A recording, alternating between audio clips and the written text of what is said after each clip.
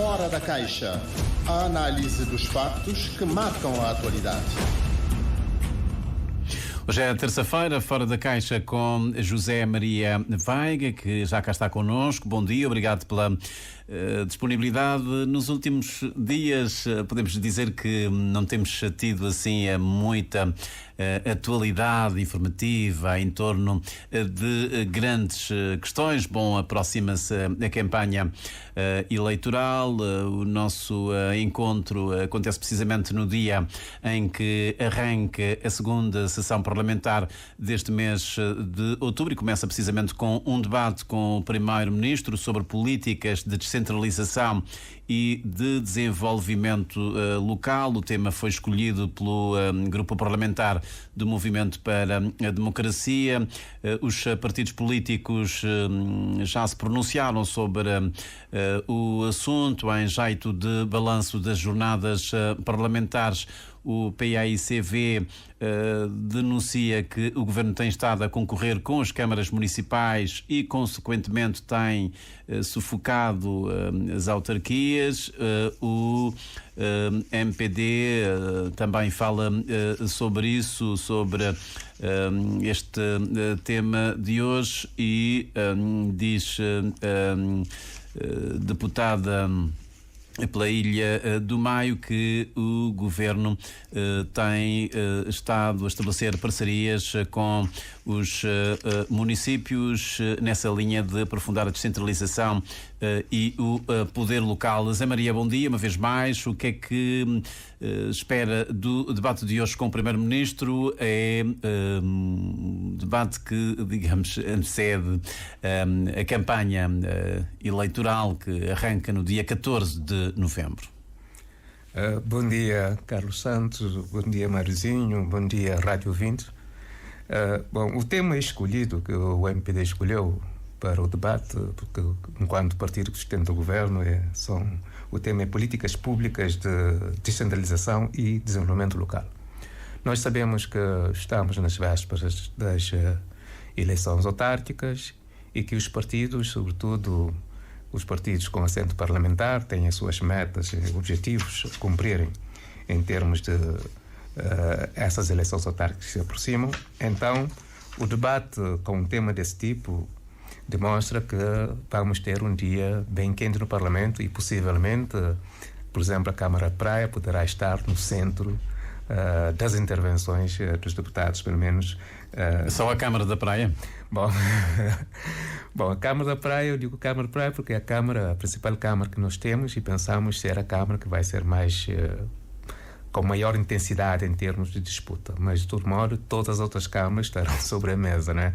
Os deputados vão intervir, depois das diversas ilhas e diversos municípios vão intervir no sentido de valorizarem o trabalho, portanto, do lado do governo, aquilo que já se fez até agora, e, do outro lado, vai-se tentar deitar abaixo tudo que não tem a ver com o próprio partido que está a intervir. Não é?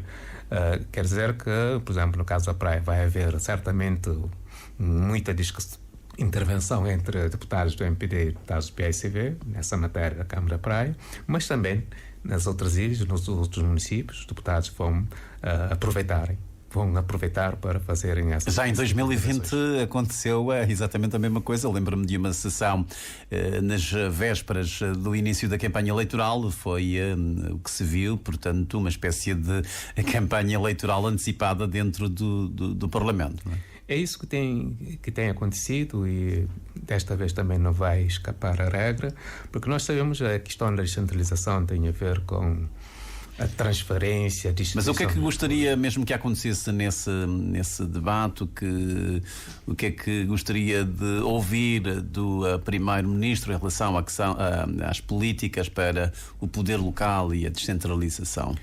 Bom, o que eu gostaria de ouvir certamente tem a ver com a política que o Governo irá adotar daqui para frente em termos de transferência de competências, de recursos, de decisões para tomar as decisões para a periferia, da parte central para a parte local. Mas também uma coisa interessante que seria interessante era de demonstrar que essa descentralização não é só entre o governo central e as câmaras municipais em si, mas é preciso também ter em conta o papel que a própria sociedade civil, em termos de associações, tem nessa construção e reforço da nossa democracia. Portanto, há muitas associações públicas que existem e é necessário que nessa descentralização essas ações não fiquem capturadas pelo poder local. Tá vendo? É preciso que nessa descentralização a ter lugar, teria que haver também espaço de autonomia dessas associações para que não sejam vistas como concorrentes, como tem acontecido.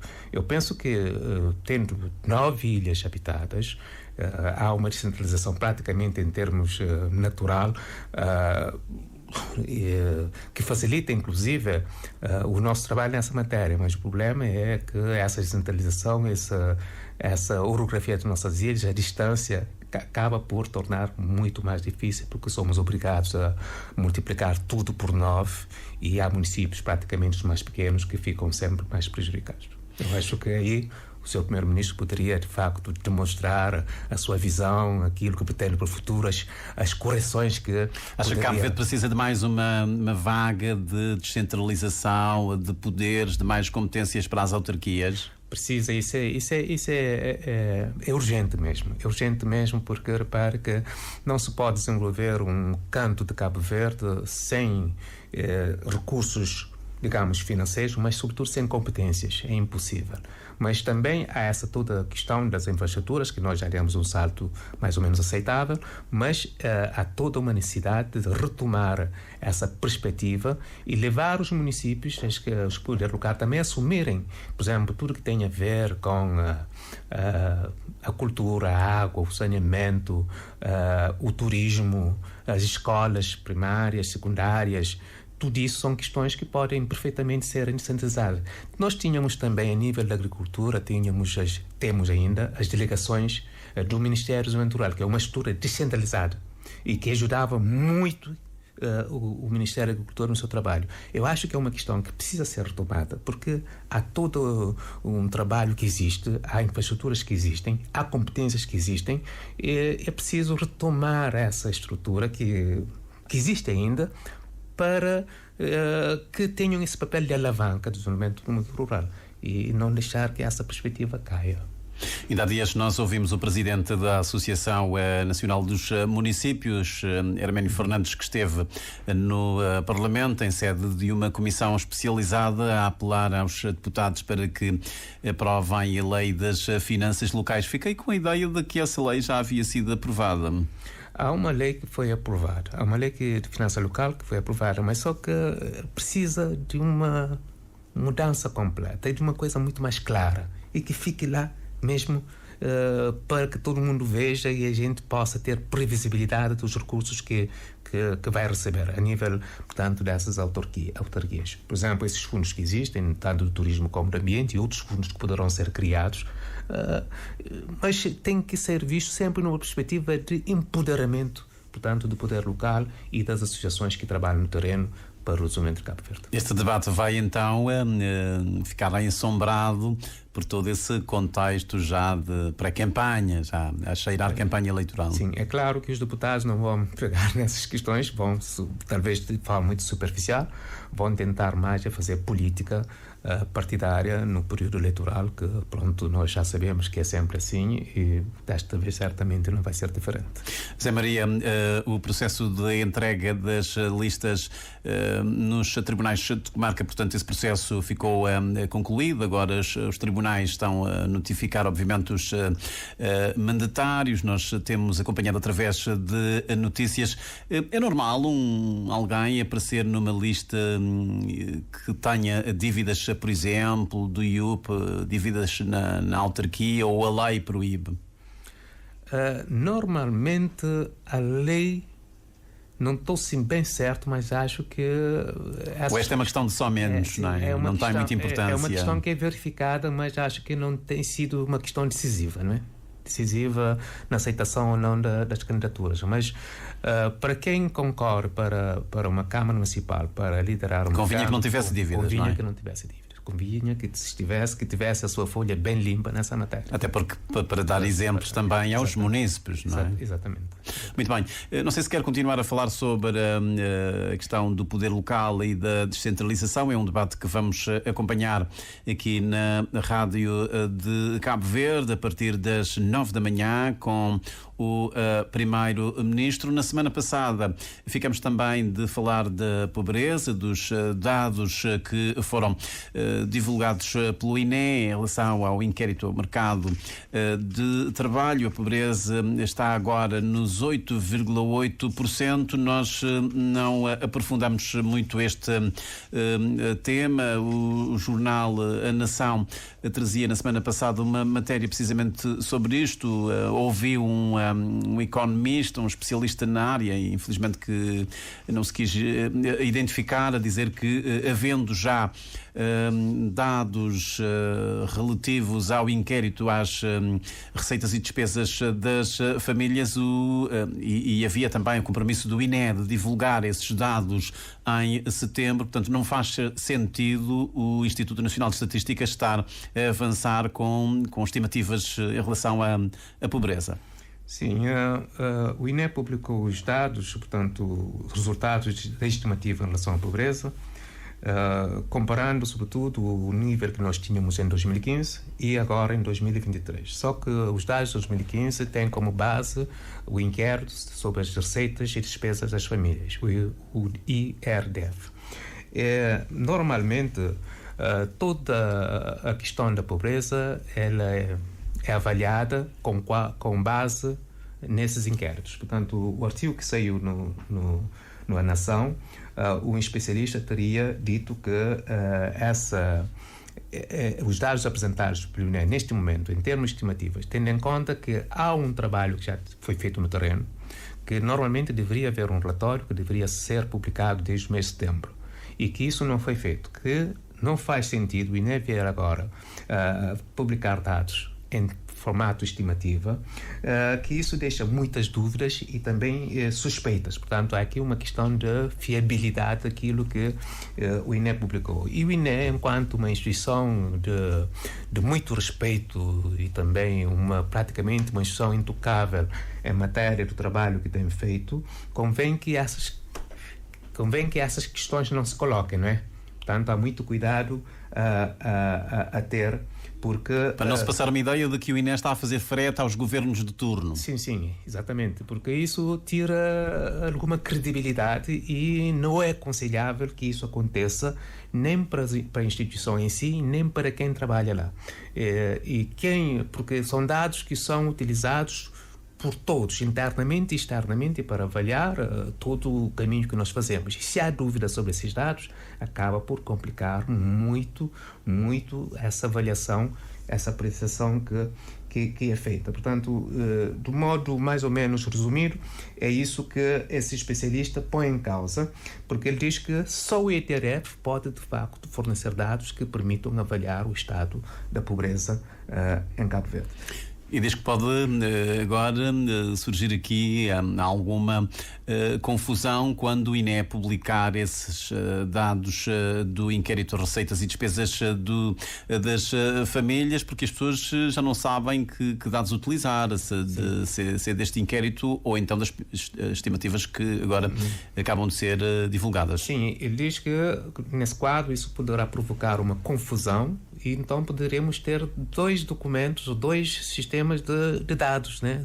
Que a gente fica sem saber o que é utilizar. São essas estimativas ou são os outros dados que posteriormente serão apresentados. Agora, de todo modo, a comparação que o INE faz, ele diz que a pobreza em 2015 era de 35,5%, que esse nível em 2023 passou para 24,75%, ou seja, houve um decréscimo praticamente de 10,75 pontos, né?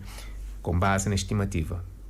Portanto, esse valor, só de facto o inquérito poderia validar isso. Portanto, se fosse retirado do inquérito, isso muito bem, porque a questão da pobreza, a sua evolução não tem sido linear. Há momentos que nós avançamos caímos, avançamos. Por exemplo... E deixe-me só perguntar-lhe, não há um critério definido pelo INE para publicar esses dados, porque isso também pode suscitar da asa outras interpretações. Por exemplo, esses dados estão a acontecer agora precisamente no contexto da pré-campanha eleitoral. Bom, critério para dizer ao INE que, olha, em certos períodos eleitorais não deve fazer esses dados, isso não existe para limitar o INE a sua publicação em função do período eleitoral. Ok, mas agora já sabemos que o INE pelo menos se compromete a publicar dados do mercado de trabalho de 3 em 3 meses. 3 em 3 meses, isso já é, como vimos da última vez, é um desafio muito, muito importante, porque obriga a fazer muito trabalho de terreno, obriga os técnicos a multiplicarem os seus esforços e também permite um acesso mais atualizado de dados em termos de mercado de trabalho. Mas pronto, vamos seguindo e é bom que essa confiança na instituição não seja beliscada. Zé Maria, também queria falar sobre essa classificação de Cabo Verde no índice Mo Ibrahim. O resultado saiu já há alguns dias. Cabo Verde tem a mesma posição, portanto está em terceiro lugar, mas há algumas indicações de que o país também está a marcar passo a mais de 5 anos. O que é que o incomoda nesses dados de Mo Ibrahim? Olha, nós já tínhamos visto a nível do Fora da Caixa alguns trabalhos feitos por outras instituições, tipo Freedom House, já tínhamos visto a questão do Economist, portanto o índice de democracia, e sempre Cabo Verde esteve mais ou menos bem pontuado. Só que com o índice Ibrahim analisa um país ou o continente africano, porque é o único instrumento que só trabalha com África, governação africana, por um período de 10 anos. Portanto, vai comparar aquilo que tínhamos em 2014 e aquilo que estamos hoje em 2023, 2024. Vai analisar as tendências, isso com base em 96 indicadores. Portanto, esses indicadores são retirados de várias fontes, cerca de 49 fontes, e tem 4 categorias de governação, e depois sobre essas categorias há as subcategorias. E vai ver como é que tem sido a tendência nesses 10 anos. Tá vendo? E consegue dizer que este país evoluiu, estagnou ou caiu. Na linha da frente, por exemplo, da governação nos últimos 10 anos, considera que Seychelles, por exemplo, que estava na segunda posição, passou para a primeira posição. Maurícias caiu um pouco, mas está ainda entre os 3. E Cabo Verde, que há 10 anos atrás estava na terceira posição, continua exatamente na terceira posição. Quer dizer que nós estamos na posição dos países que ficaram estagnados no tempo. Isso é uma questão que nós, por exemplo, tínhamos a possibilidade de avançarmos um pouco mais. E há países, por exemplo, como Angola, como Marrocos, como Benin, como Camarões. Esses países são tidos no relatório como países que deram um salto muito positivo, tendo em conta a posição que ocupavam anteriormente.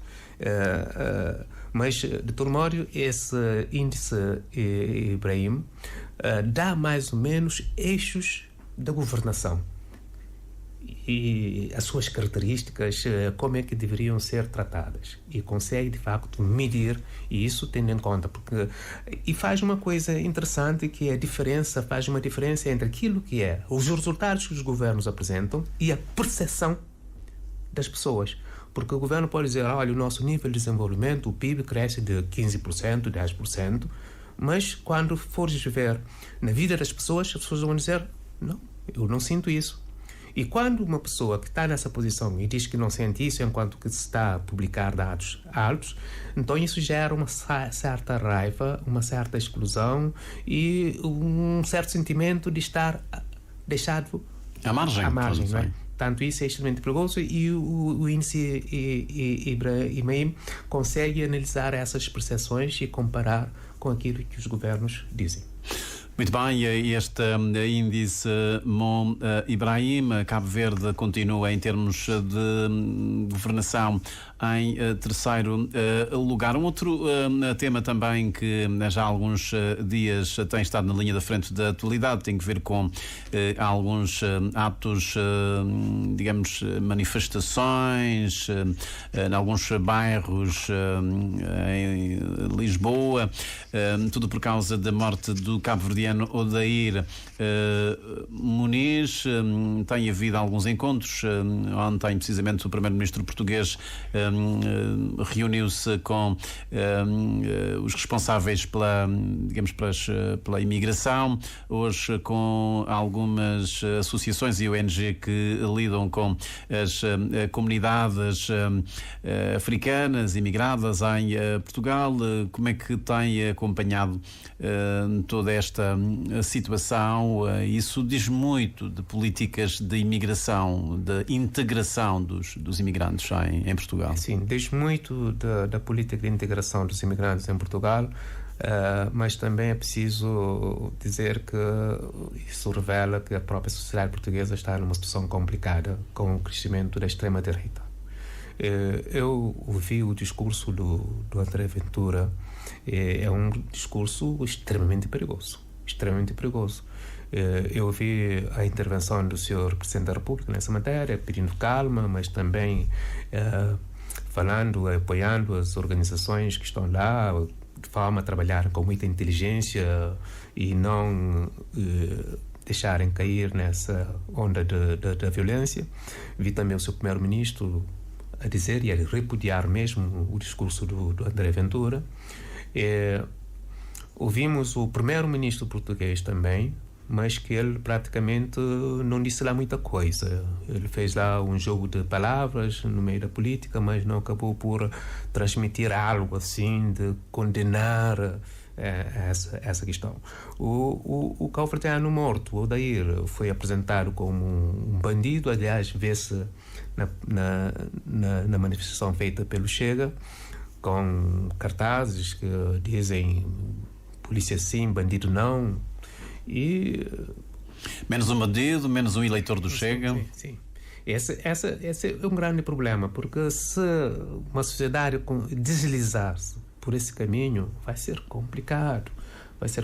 É preciso derrotar essa extrema-direita. Eu penso que aqui... Já foi entregue uma caixa-crime contra André Ventura e outro dirigente do partido. Acha que isso está em pernas para andar ou devia-se discutir isso mais no foro da política em vez de chegar aos tribunais? Eu penso que as duas coisas têm que ser feitas, né? Têm que ser feitas. Há uma parte que tem que ser com a comunicação com a sociedade para demonstrar de facto esse perigo que está aí nascendo e crescendo na sociedade portuguesa e que acaba por nos afetar nós todos, e essa parte também da criminalização, porque ele, da forma como ele fala, ele incita a violência, quer dizer, qualquer pessoa pode ser morta na rua.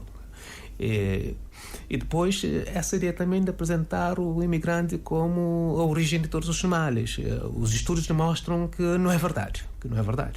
Inclusive, até a segurança social portuguesa ela é garantida, tem o nível que tem por causa do trabalho dos imigrantes.